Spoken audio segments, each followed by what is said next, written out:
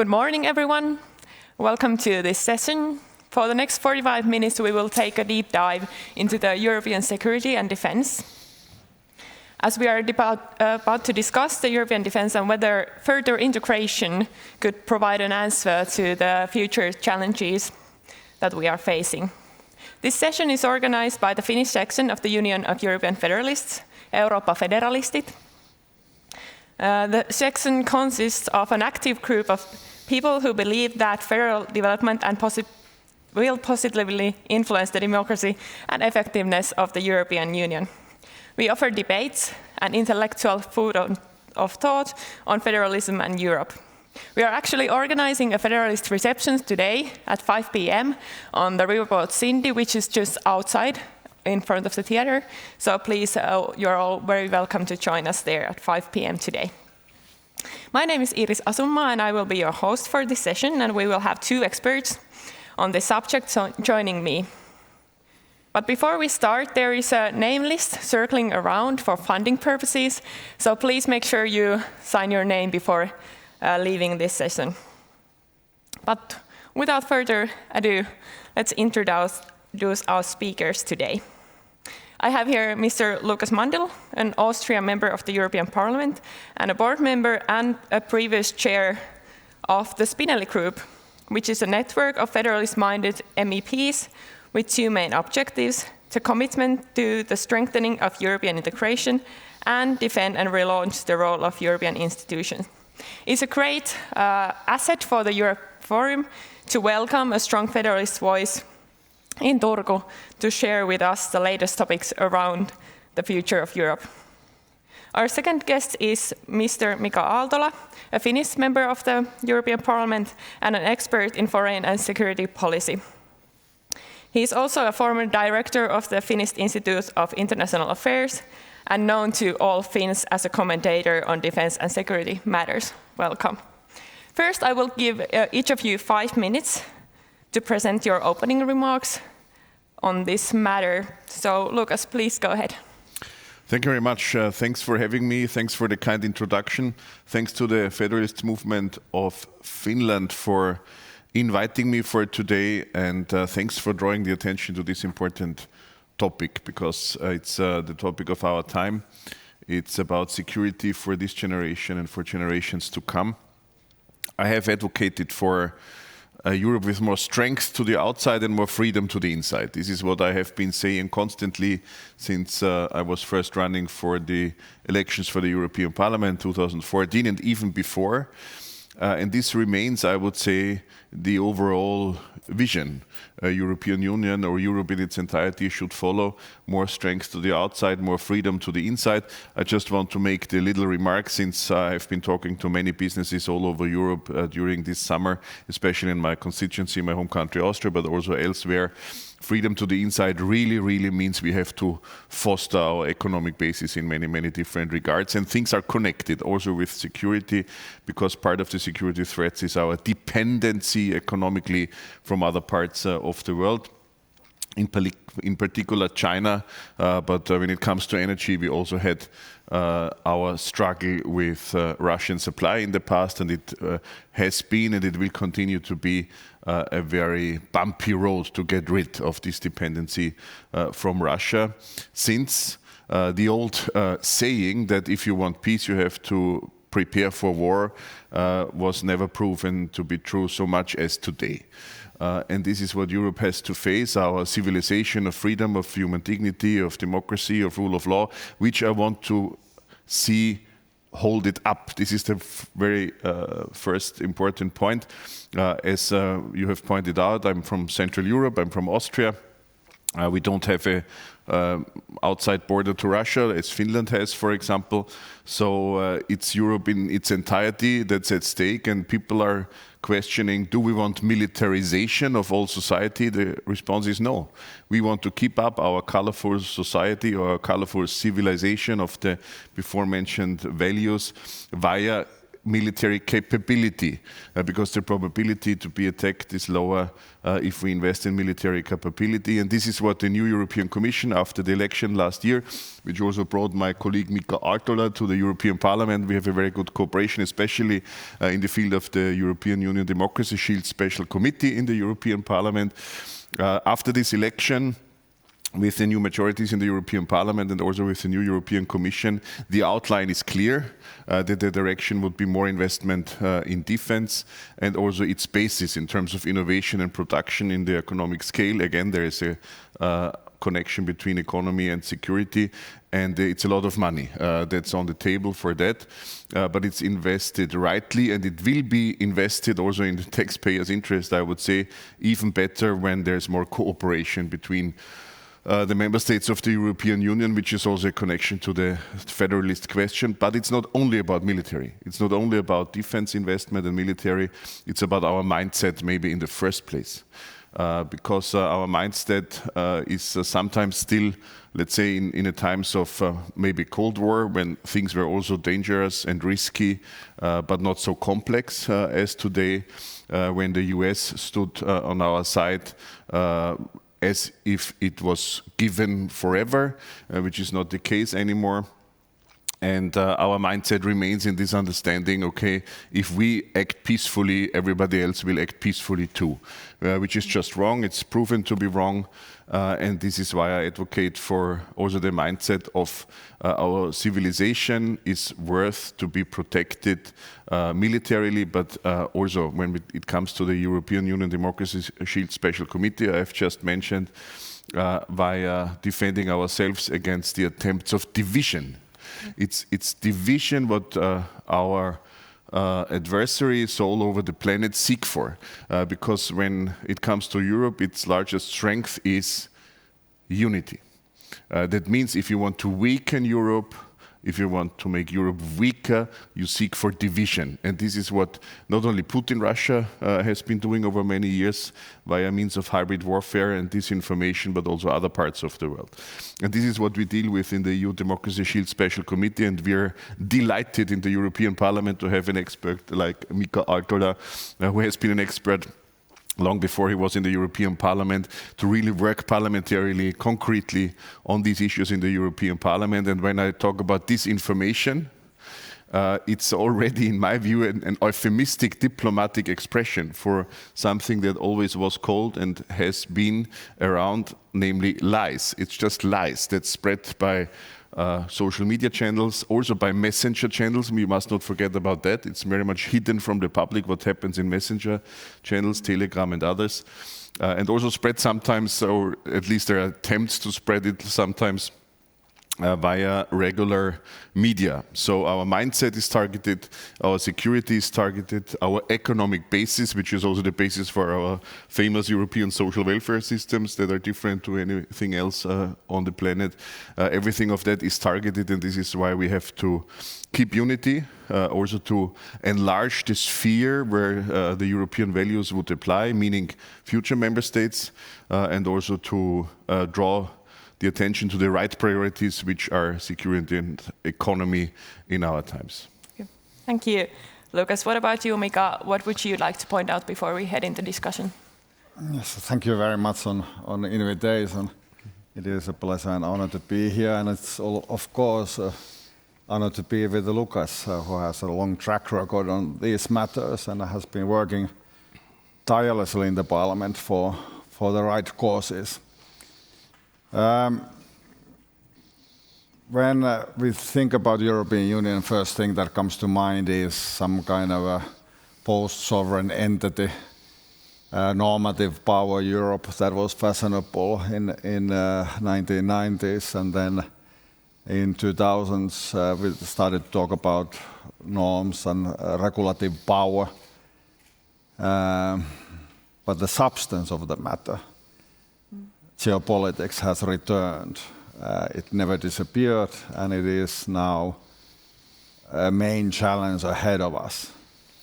And incompatibility between the kind of the peace project, Europe, and geopolitics, and the need to have power, defense, is something that might strike a person as a gap that cannot be closed.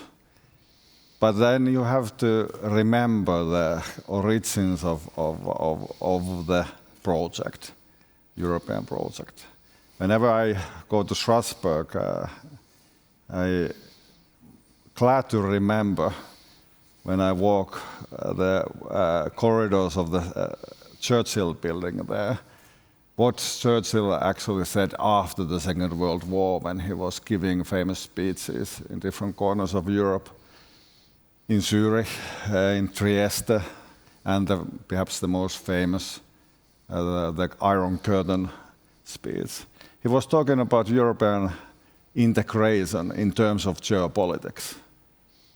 He is not remembered as one of the great fathers of European Union, but he had the vision. When he was overlooking the ruins of Europe after the Second World War, he saw that the defense against the external enemies, against totalitarian ideologies, is the key function of integration. And he started from that vision. And we should also return to the kind of the original starting point of the project. It's not only about peace, it's about maintaining peace through strength and power. That is a historical vision, I would say. And if you overview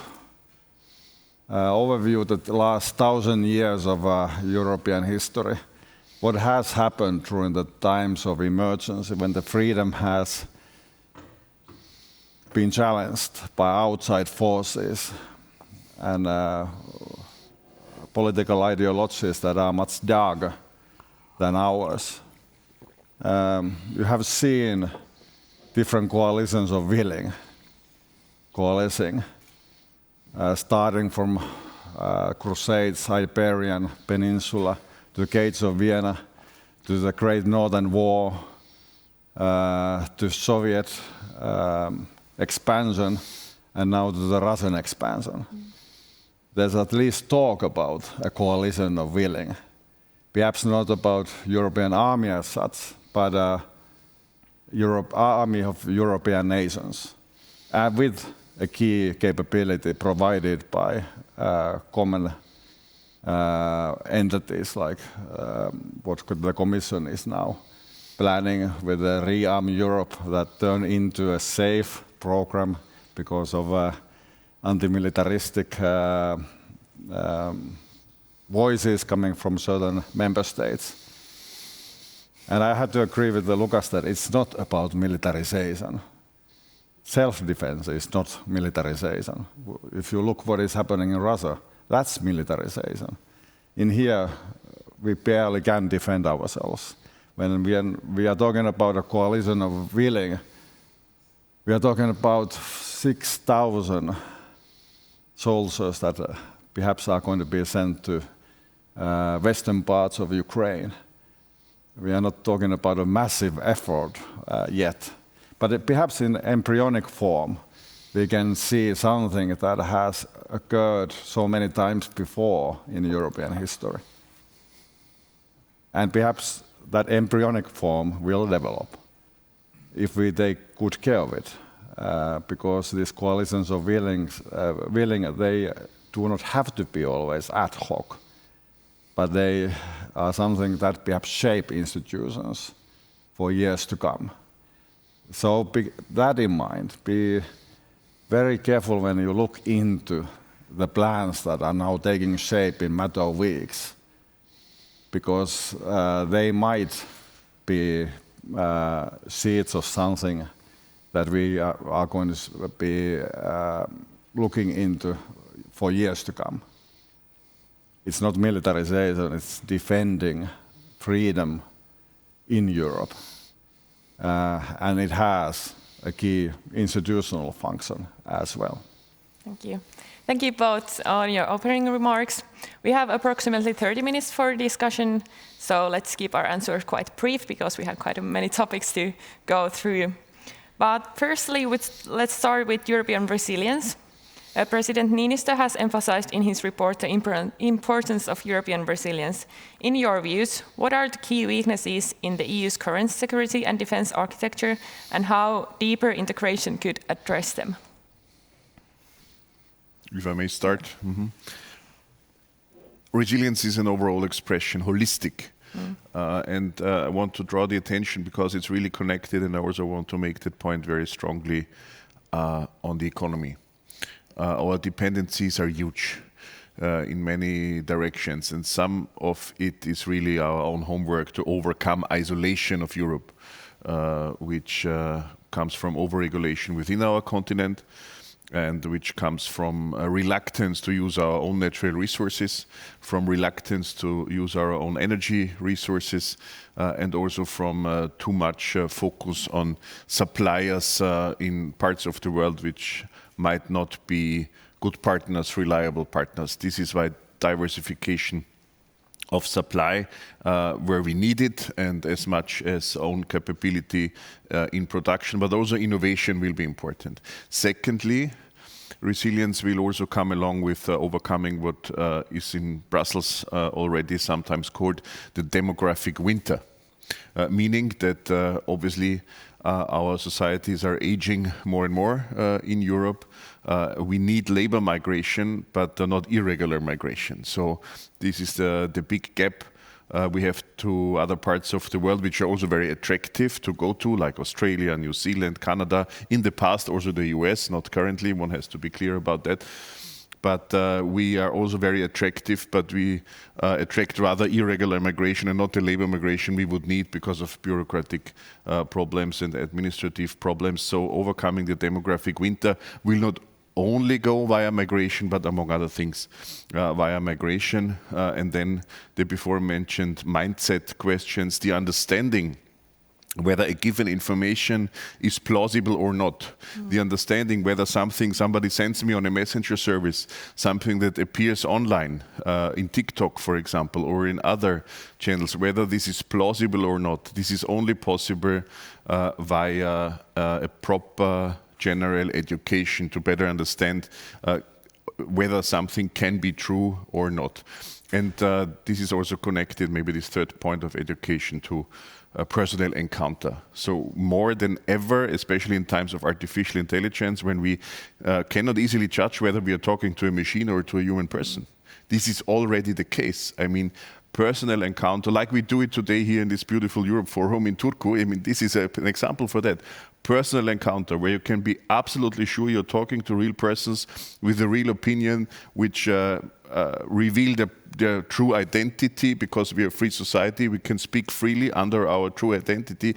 These are all achievements of generations before us, and we have to exercise this human encounter in order to, I would even say, to stay sane and sober in our mind, and to gather this sense for plausibility for information we are confronted with. Yeah, thank you. Yes, resilience, it's a relatively ambiguous term. Nobody actually knows what it means, but there's, of course, different interpretations and different traditions of resilience. The Finnish version that is also echoed in the President Niinistö's report has to do with the Finnish national experience of being an island. If you look to the map, it sounds a little bit curious that we think about Finland as an island, but the long border with Russia is seen as a divider, in a sense that Finland is very reliant on Baltic Sea. And because of that over-reliance on Baltic Sea, we have always emphasized kind of a war economy model or total defense model of the nation. It is similar to what is in Sweden. The total defense tradition exists there, and that is the root of the kind of the Finnish resilience model. It has expanded from that. So you have to secure the lifelines of your political community. In Finnish case, Baltic Sea is all about the lifelines. But of course, in the modern world, the lifelines are much more complicated. The security of supply of Europe, for example, can we in crisis situations secure it. We tested that in the COVID case already, and it was relatively successful, common effort. Of course, there's now talk about text messages and all of that, but let's remember that those text messages by Ursula, they saved 1.3 million people's lives because of the vaccination that was jump-started in Europe. Nobody knew then what is going to happen. And in politics, during those times, you have to be very decisive. You have to set the course because the unknown cannot paralyze the decision making. So security of supply, de-risking, for example, from China, and we have to be ready for decoupling from China as well, because China is very uncertain when it comes to its political future. We don't know when there's going to be a war starting in the East China Sea or South China Sea. That's something that we have to take into consideration in our calculations. And Lucas quite rightly also pointed out to the internal dynamics. The resilience is also internal. It's all about education system. It's about knowing, for example, in today's information space, that there's enemies out there. And they are not up for any good when it comes to our future. They are trying to divide us, and through that division, trying to gain geopolitical upper hand in different scenarios that they are planning for us. So the shield has a vital component that has to do with civility of Europeans that we have, and we can rediscover our kind of a common glue that binds us together. The cohesive element in Europe has to be rediscovered by every generation, and today it's much more difficult because it is not as simple as it was before because of the information space. Lucas, you mentioned the dependencies in your opening remarks, and let's talk a bit about the NATO aspect as well. Finland and Austria both became known as EU members that are not part of the NATO until Finland joined in 2023. What should be the roles of NATO and the EU in Europe's defense, and has your thoughts on this question changed in the Russians' full-scale invasion of Ukraine? My personal thoughts have not changed on that. I think the priorities were just set on a greater political scene after this start of this war aggression. And I can admit that colleagues from the Baltic states, from Poland, from Eastern Europe generally, always warned us of Putin, Russia, always say don't trust Putin, also before the fully fledged war. And I believe that. I cannot say today, but I have to admit I underestimated how far Putin, Russia would go until the war crimes of our times, the war of aggression itself, and so on, breach of international law. So this is something that went very far, and this is why the priority setting changed. Which was very interesting for those who have dealt with defense and security already before this fully fledged war, that from one second to the other it became the priority or one of only a few priorities. But this is good. This is a positive development. I would say since the beginning of this fully fledged war, to see it positively and optimistic, it was an era of many good beginnings. Why do I say that? Because not only Sweden and Finland joined NATO, which is good, also Denmark joined the Common Security and Defense Policy, which was out of it before this fully fledged war when it comes to the European Union. And of course, we reflect also in Brussels very much the question of what you have just addressed, the relation of EU and NATO when it comes to military defense. I always try to emphasize also to the constituents, my countrymen in Austria, what NATO is. NATO is an insurance. So you sign up for insurance hoping that the risk will not appear, but you're insured for the case that the risk will appear.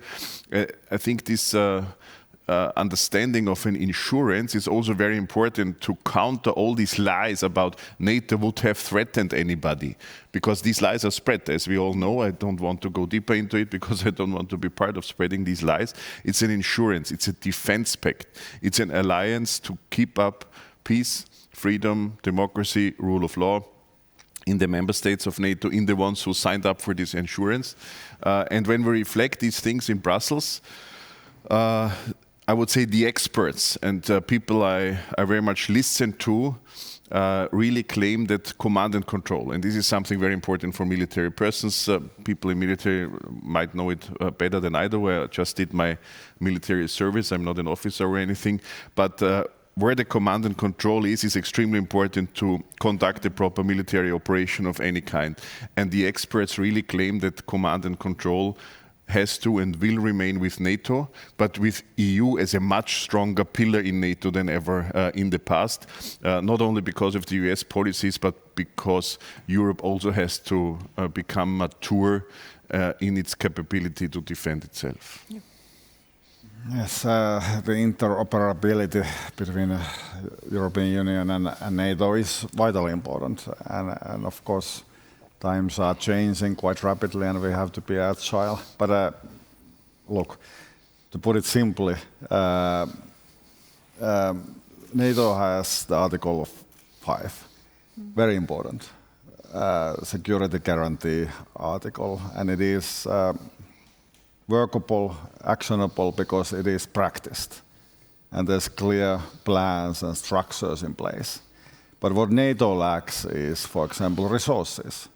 Article 3 of the North Atlantic Treaty states that every member state of NATO has to have the capabilities needed to enact the Article 5. And the European Union and the SAFE program actually enables the member states that are part of NATO and European Union to carry out those plans. So the trigger is there. Of course, because of the transatlantic divisions, there's also uncertainties that didn't exist before. But of course, the European pillar of NATO has to be strengthened. And with that, there's also spillover effects to countries like Austria, when the EU pillar of NATO is strengthened, then of course Austrian defense is also going to be strengthened. Before the NATO decision to apply to NATO, Finland was asking what is the real meaning of 42.7, the common defense clause of European treaty. And there was no clear answer. That was one of the reasons why Finland decided to join NATO, because there's a clear answer. We will do this and that, and it's planned and it's practiced. So it can be actually, the trigger can be pulled. In the European case, we need to kind of implement quite a lot before we reach that level, although 42.7 on paper looks stronger than Article 5. Well, given the rapidly evolving security threats from the Russian aggression to hybrid warfare that was mentioned here also, can the EU afford to rely on this current model of defense? Or is a shift towards a federal defense structure now necessary? And you mentioned the articles. What kind of treaty changes there also should be? And is the political climate ready for such steps? What do you think? Well, first, I didn't want to avoid talking about also my home country. Of course, the many good beginnings also were given in Austria. The defense investments have been increasing over the years and still remain increasing, even while the federal budget of Austria generally has to decrease for obvious reasons. So we also see ourselves in the solidarity within the European Union, Article 42, while I absolutely underline what Mika Artola has already stated. And Austria is very active in the so-called Partnership for Peace in many NATO missions. The largest one is the one in the youngest state of Europe, the Republic of Kosovo, where the Austrian entity of the Kosovo Force NATO operation is usually the largest or the second largest of all. So we involve ourselves as much as we can, and it's an ongoing project with the many good beginnings I have just mentioned. And this is also connected to your next question. Actually, EU needs a reform. And this is something I think nearly everybody in Europe can agree on. A reform. EU has to be reformed. The businesses I've talked about in the beginning, the citizens which are maybe concerned about the many developments, nearly everybody can agree on that the EU needs a reform. That's a good starting point. What does an EU reform mean? An EU reform in all history meant a treaty reform, of course, a new EU treaty. We have now the largest period of time in EU's history without a treaty reform. The reform via the Treaty of Lisbon in 2008-9 was the last one, and this is already 16, 17 years ago. It's by far the largest period of time without a treaty reform. By the way, we also have the largest period of time without enlargement. Just want to mention that here, in this beautiful part of Europe, we are struggling getting the Western Balkan countries on board, which will be extremely important also for our security, for our unity, and so on, for strengthening Europe to the outside. So it will be a treaty reform, and this requires leadership from the capitals in the first place. I have to say that. I mean, I'm a parliamentarian in the European Parliament. Our co-legislator is the European Council of Member States governments, the very strong Senate of the European parliamentary system, I would say. So they have a big say, and leadership means not somebody says and the others have to follow. As we all know, leadership means to reflect, to have a vision, to reflect again, to adapt the vision, to interact, to discuss, to find a proper way forward. What happened in Europe's past can also happen in Europe's future. That means thriving for a treaty reform will be important. And now also, not to avoid the question, I mean, a federal military system for Europe in its entirety is a very big word. It will maybe not happen in our generation, but the cooperation of armed forces, militarily and also in terms of procurement, in terms of industrial bases, in terms of innovation, is already something as well for our security and for a proper use of taxpayers' money. And this is what we have to foster. Well, treaty reform is, of course, something that is difficult, and it has been avoided because of the divisions that are growing. But the existing treaties, they already have certain instruments that can be now enacted that weren't previously enacted. The SAFE program is based on the emergency clause on the treaties. It's there. And the Commission is now proposing to use it much more. Of course, that is causing a little bit of controversy, but it, from the Parliament side, because it bypasses the Parliament. But in the Council, it allows to use simple majorities. So, for example, Hungary cannot veto decisions there. So it is a kind of a flexible tool, not to be overused, but it's there, that it can be now enacted.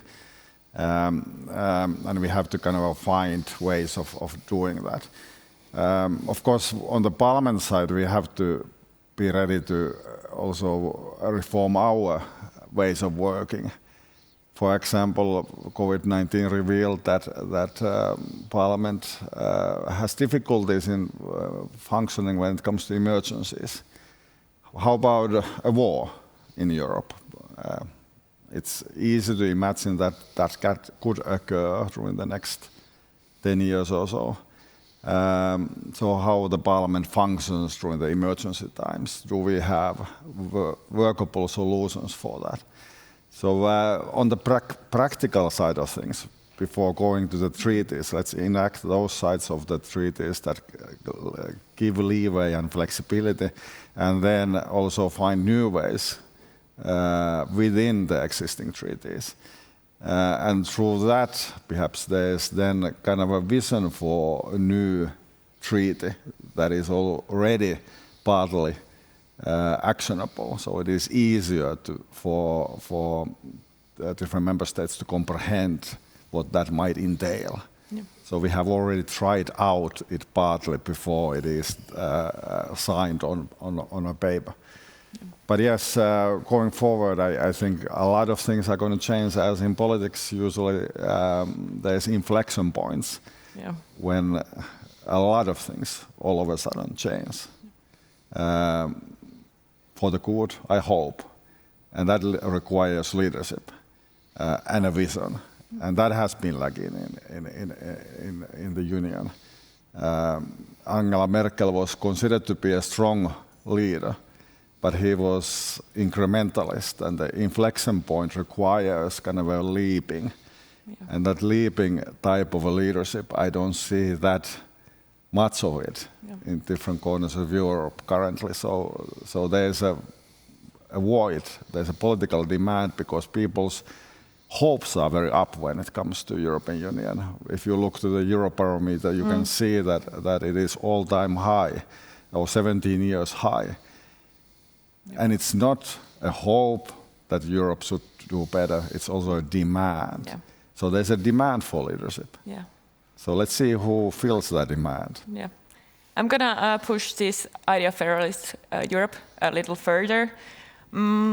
If the EU were to move towards a more federal structure for defense, what specific powers, in your opinion, briefly, should be transferred from national to the EU level, and what should remain at the member state level? What do you think? Maybe we can transfer the first speaker now from me to Mika. Yes. Not for me to be always the first to respond. I will try my best. Of course, there are certain aspects like a common missile and drone defense system. It is something that I think should be planned and purchased and funded by European Union because it is equally important for the eastern and northern neighborhoods. Borders, yes, border control, I would emphasize that. Citizens do not like leaking borders. And Russia is abusing those through weaponized migration. And it is not doing it only on the Polish border or on the Finnish border, but also doing that on the southern neighborhood. In Libya right now, they are doing their best to cause political turmoil, desperation, to drive people to the sea. And that's not something that we should leave without response. Borders are meant for bordering, not for simply be crossed easily. And that's a key part of how citizens are currently seeing what Europe should do. And we should respond to that. And that's a common effort. So Frontex should have more independence, it should have more powers to act in situations that are now emerging, for example, in Greece and Italy.